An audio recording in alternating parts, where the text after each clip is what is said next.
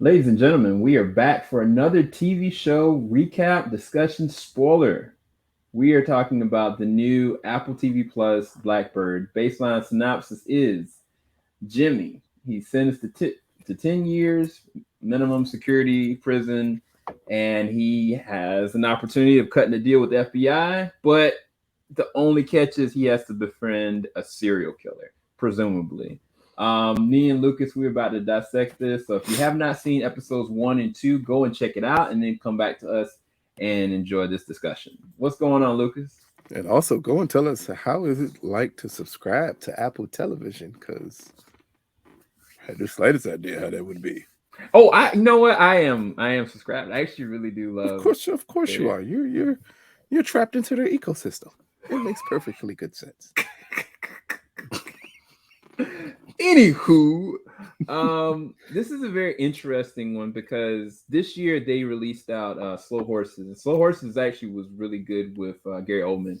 I think they did get renewed for a second season, and so I was kind of like, okay, they got another show. It's not a crime, but it's kind of a thriller esque, and I was like, what is the draw to this? And so when they showed the cast for it, I was like, the cast is freaking awesome. Like I'm really surprised that they got some names in this one, but the biggest one, of course, is the late Ray Liotta. This is his very last project, very last TV project before his passing. And he plays the main character, Jimmy's father, Mhm. ex-cop and a very concerned father for good reason because his son, the very opening of this episode one, he seems like he's on top of the world, like an untouchable, and seems like he's doing some business dealings. All of a sudden, he gets called to a person that he was trying to help out, and he's like, "Look, you got a rat, and it's his best friend, and he has to make a choice. Like, you know what? What are you gonna do? Like, and very quickly he says, I think in his narration, like that was the beginning of my downfall. From that point, they don't really show why, but from that point, after that altercation happens, he ends up getting busted. He ends up going and getting a possible plea deal to only get a minimum of, I think, 5 years. I think, right, Lucas? A What you supposed mean the deal that they lied to him about right. was 5 Like years. it Yeah. was only supposed to be 5 years, but then they ended up getting him 10 and possibly more. So he's stuck in there, but he was trying to make it work. Like he's a real smart dude until this FBI agent lets him know, like, look, I can get you out of here. You can possibly walk.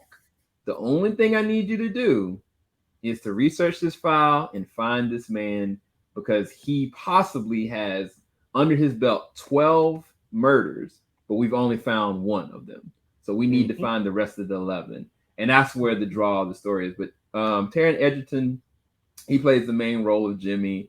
And your boy in the background, as you can see, was Paul Walter Hauser. He plays the role of Larry Hall, who is the certifiable serial killer in this story. But there's a lot of moving parts going on with the story that I like. But Lucas, what was your draw on this? What did you feel about the first two Well, episodes? when first let's get back to why we picked this show. So, I went to Sam and I said, "Hey, it's a show on Apple TV. I don't watch Apple TV under any circumstance, but it's a show coming on Apple Television that will be fun to review." And the only reason I picked this, and I know it's a running theme on why I pick shows, and I only do it for one particular reason. Is it a book? Um, yes, it is a book. Yes, this is a true story. Yes, I have read the book and the true story of James Keene. So the name of the book is In with the Devil, a falling hero, a serial killer, and a dangerous bargain for redemption. That's the name of the book. And the book is written by James Keene, or not Whoa. by James Keene, but with James Keene involved. Clearly, I don't think he's a writer, so I'm not going to say by James Keene, but he is listed as one of the authors for the book. So, um, I came across it because I saw a story on Dateline with this case, because this case was premiered. I think you could possibly still find it on Dateline's podcast or wherever you listen to podcasts. I think you can still find them talking about this case on there. And that made me look up the book and that made me read the book. And that's why I got very interested in this story, as it pertains that Apple was going to option a book and make it into a movie or a television series as they did here. And that was enough to intrigue me to wonder how they were going to pull this off. The book jumps around its narrative so much. And at times you're confused if it's a book about James or is it a book about Larry, and you're not fully sure which one it is about. So I was interested how they were going to play this out. So coming into it, understanding this is a true story, understanding that Larry is a serial killer, that is not like that's not up for debate at all. I was wondering how would they be able to pull this off and how would they be able to act it out. In the first 2 episodes, I am not going to fabricate my opinion. The first episode is one of the most boring episodes I have seen this year on television. It was difficult to watch. I struggled at least 4 to 5 times watching that first episode. By the time you get to the end of it, though, and you get into the second episode, I think it catches steam and it catches the reason why this story is so engrossing. And unfortunately, for a lot of people, the reason why it's engrossing is because of the serial killer. Mm-hmm. Him playing the fool is amazing in this. From him saying stuff like, in my dreams, I did this and this. Not understand again, if you're new to the story and you're coming into it, you're really wondering, like, oh, is this guy innocent? And they're just like trying to pin this on him. No, he's a serial killer. He's saying in my dreams because he's reliving it. And the performance that's given here by Paul is possibly one of the best things you're going to see on television this year. It is engrossing. And in that second episode, because it leads off with him and down to him telling Brian, who's played by Greg Kinnear, when he was like, you know what, could you leave the room because you're making me itchy. Yeah. Like down to that was perfect. Like Paul is Taron Egerton is going to get attention because he's the name that most people know, him and Greg Kinnear. Mm-hmm. Paul is hands down putting together the best performance on this show. It is sickening, his performance. At times, possibly a little too sickening for some people, but to me, it's amazing. So my first thoughts was like, Paul blew me away. I could not believe this performance, and this is coming off of me knowing the story, knowing the book, knowing enough about the case to understand exactly what happened with this character. And for him to nail this character the way he does is amazing. Yeah. He definitely was the draw for me. And I'll say this about the first episode. The first episode, I kind of was trying to piece together where the narrative was going, kind of like you alluded to with the book. I really didn't know. I knew that Jimmy was narrating it, but it didn't feel like Jimmy's story because they started to take luxuries with Brian, and it started off with Blind in a flashback, kind of like, I was kind of like, wait, is this present day? Is this a flashback? They really left it really ambiguous to the point you don't really know who's the point person. But rest assured, as soon as Larry is introduced, so to speak, if you hadn't have said what you just said, and we waited to the very end of this series, no matter how many episodes it's gonna be, I honestly would assume he possibly is innocent. I don't know.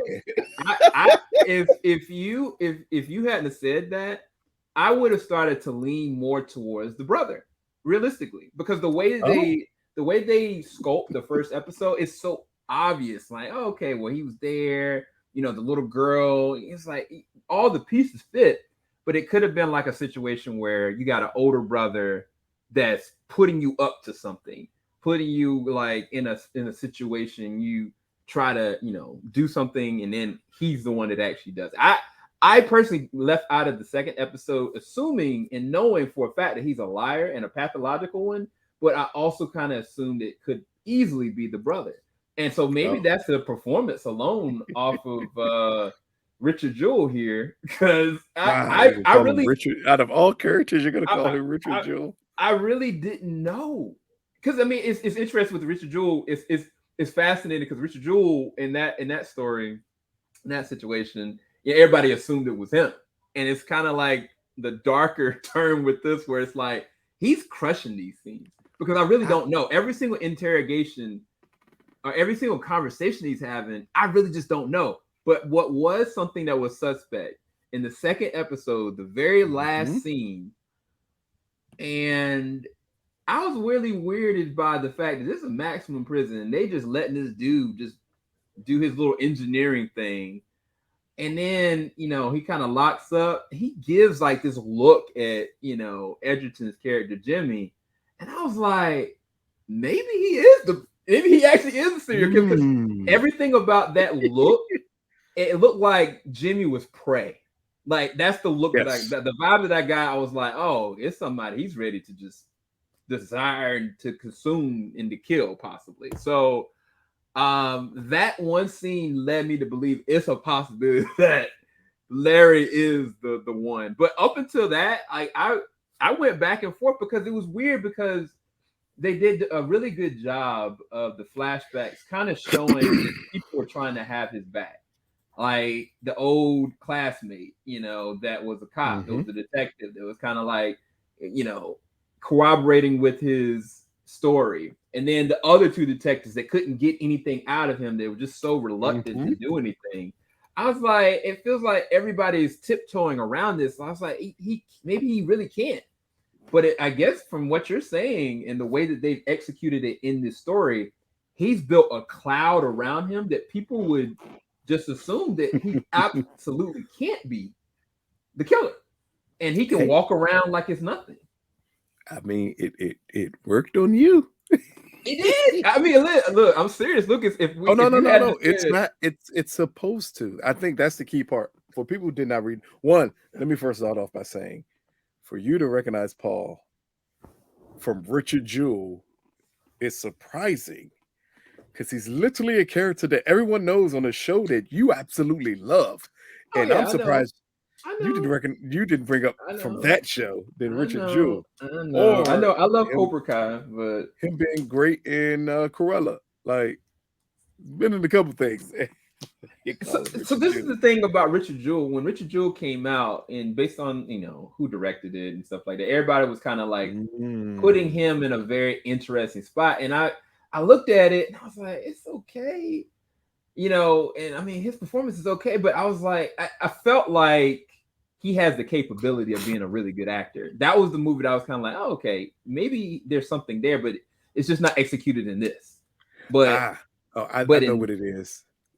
Welcome to an actor who dives into the role for the character so much that it throws you off. Richard Jewell is a boring person, Mhm. so he played that role perfectly. For me, when I saw it, I was like, "Oh, he's the perfect Richard Jewell. Like he comes across the same way Richard comes across in real life. Extremely boring. It's like nothing fantastical about Richard Jewell, nor should there be, Right. because he was thrusting upon something. Here, as he's playing Larry, it's the same thing. Mhm. That's why he gets you to trust him so much. You're looking at him the same way the cops. Keep in mind, these first two episodes, the picture that we get of Larry is the same picture the cops have of him. When they're like, Mm. "Oh, he couldn't have possibly did this. He's an idiot." Like they basically did everything to say he's not smart enough to do something of this nature. Right. And he plays off of it. He plays off of it perfectly because you're doubting him so much. You're leaving the door open for him to be a psychopath. And I think that's one of the things they point out. Look at the look in that picture. That's one of the things they point out is like just imagine how non-assuming he is in these first two episodes. And Right. I can't wait to see the progression of this character as it moves forward, because to me it is the star turning role of this series is whatever Paul does with this character. Like Terry Egerton, he's really good at this, but it's going to be hard to match this. This is one of the best serial killers I've seen on a show in a long period of time. Yeah, I think where the character Jimmy in this show is gonna where I think Taryn is gonna really thrive is when he starts to get picked apart, because they built him up so high that he's built, like his physique is there, he's got good looks, like he knows how to control a prison, like he knows how to control an empire, like his dad was a previous cop. I think it was the FBI agent, she was analyzing him, and she was assessing him to see when he was gonna like snap, so to speak, or get like an angry outburst. I think the character's name was Lauren. When that happened, I was like, oh, okay, this is about him going to be continuously being broken down. And I think that when that starts to happen, when those moments start happening, I think that's where Taron's going to thrive. Because what was it? Was it Eddie the Eagle? Was that the movie? Was it Eddie the Eagle? Was that it? Yes, that is the movie. Taron can play such a, what's the word? A really meek and mild and, unassuming character really well. And so when you have a strong character getting broken down, I think that the chemistry could work really well. It just depends on how they play it out. So I think that later on that he's going to thrive in this, but it's just we're going to see. We're going to see. All I'm going to say is, if anyone is questioning just how spot on Paul is in this role, I want you to look up a picture of what the real Larry Hall looks like. You're going to look up that picture. Then you got to realize that Paul lost a lot of weight to do this role. He looks identical to this man. Oh my God. It is sickening how much they look alike. It is absolutely sickening how much they look alike. And don't be scared, everybody. I'm sorry. It's sickening how much they look alike. I'm sorry. It is ridiculous how much they look alike. Again, and this is a man who is currently serving a life sentence, and he is suspected to kill over 20 women. Like, that's what I said. I think the point of this show is not if Larry is innocent or guilty. I think the true point of this show is the game that him and James play that led to, I'm assuming, what eventually happened to Larry. And I think that's what you're tuning in for. You're not tuning in if he's guilty or innocent. You're tuning in to see what happens when they play off of each other. So that's why I said the first two episodes, the first one definitely is a clear setup type of episode. Yeah. The second episode, we really get Larry, and we send it honed into exactly who he is. Yeah. Look at that weight loss. That's ridiculous. We zoomed it into what he is. And by the end of the second episode, I think we really get a clear picture. Like, now you're in for the ride. And I think that's why they possibly released the first two episodes together, because they understood the first episode may not hook you. Right. But the second one definitely will. Right. No, for sure. And I guess we got to talk about it because this is his very last role. Ray Liotta plays the father Jimmy in this. And it's really interesting, his character, because it seems as though his character did something in the past and Jimmy's paying for it, or paying his dues, so to speak. But Jimmy doesn't have a chip on his shoulder about it, but it's more like it's an unspoken thing. And because of that guilt, like, he feels like his son getting into prison, like all this is on him, to the point where, between the first and second episode, his character, succumbs to a stroke. It's very weak. And he told Jimmy up front, don't take the plea deal. Don't put yourself in a situation because you might not be able to get out, which was fascinating because the very moment that Jimmy got there, before he was getting in, he had a moment. He thought back to what his dad said. He was like, I can't do this. Like, he was like, I can't do this. And they're all looking at him like, yo, why you mean you can't do this? And I didn't know whether or not they were going to force him to do it, or if they were going to be like, yo, I'm going to make your life a living hell back where you were. I can just put you in a different prison. I was waiting for them to say that, but he ended up, moving forward and doing it anyway. But I like how they play on Ray Liotta in this one, because there's absolutely nothing he can do. And he's looking at the cost that his son's about to take. And I feel like all the weight and the guilt is what's getting him. And I love that about his character so far in this. I mean, I think that's the key part. I didn't know this. This is not his last role, is it? I don't think Yeah, so.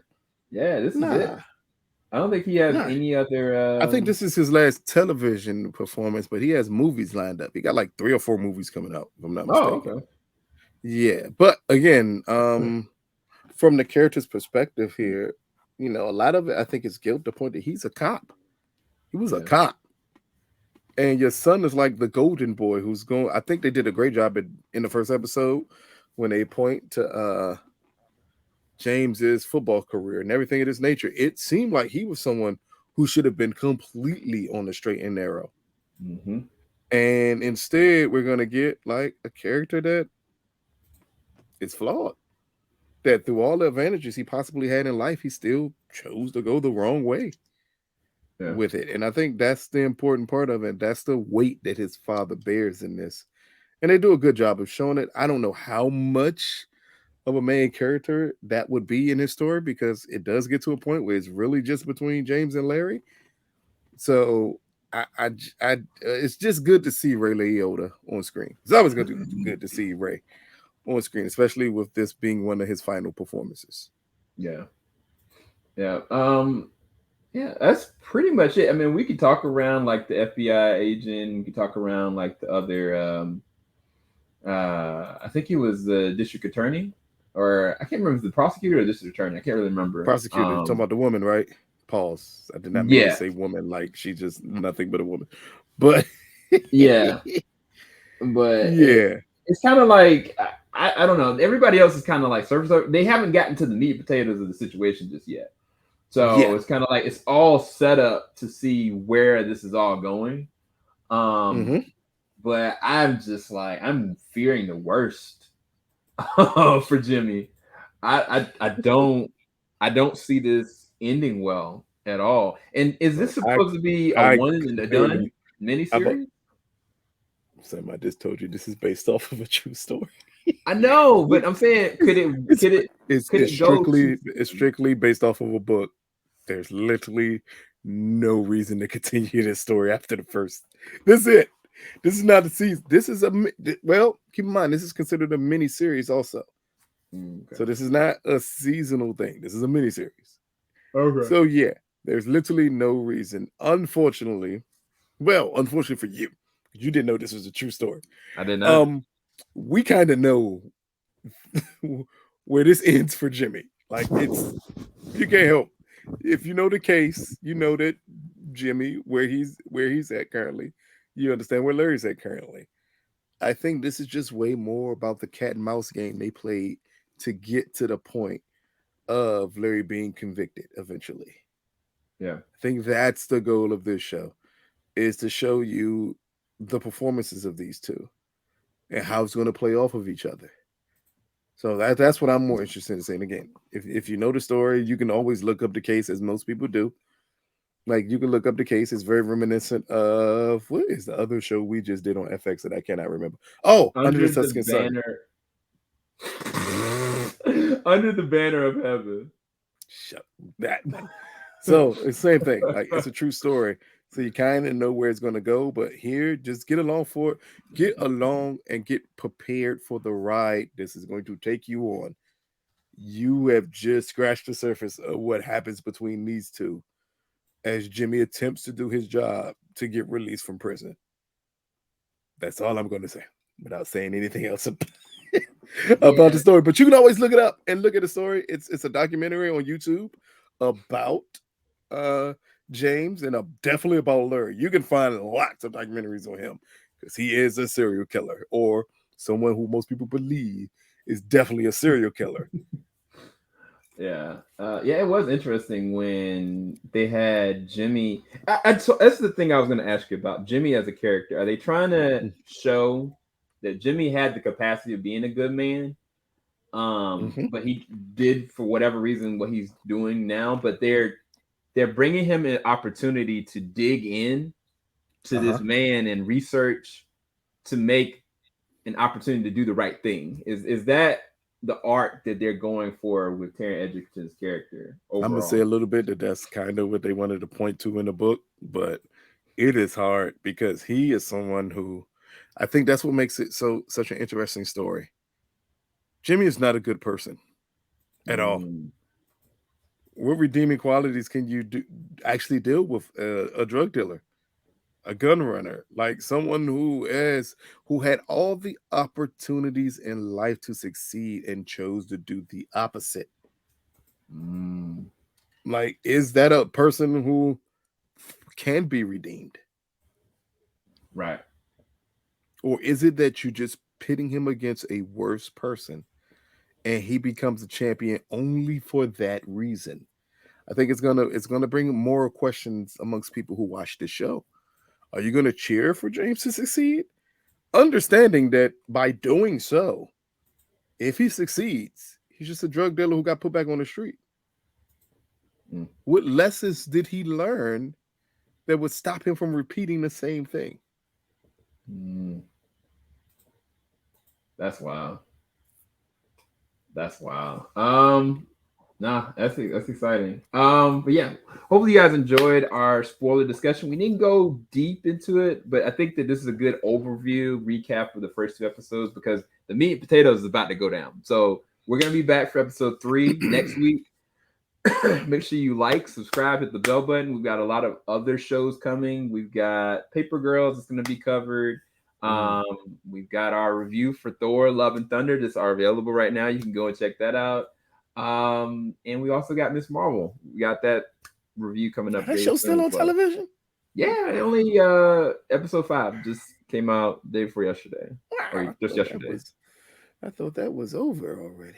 Nope, they got one more episode, and then I think it's She-Hulk right after that, I believe. So just mid-content after mid-content after mid-content. Wow. You're not doing this. Not us. You're going to get grade A content from us, even if the shows produced by said company and movies produced by said company is mid. I'm not or doing below this. mid. Or below mid, because some of them are below. One of them is definitely below mid. Definitely below mid. We're not doing this. Anyway, make sure you go and follow us. Hit the post notification button so you can be adept to all the things as they're releasing out. Because we're gonna have possibly the next few days 3 videos out every day. So just prepare yourself for that. 3 or 4. Sam is underestimating how many videos, how much from the Tribeca Film Festival we still have to drop. 3 or 4 videos per day. Oh crap! Yeah, we do got a lot from Tribeca. So. We'll be back. Peace, people. Filing out the top of I can see the skyline. 50 mile radius on my timeline.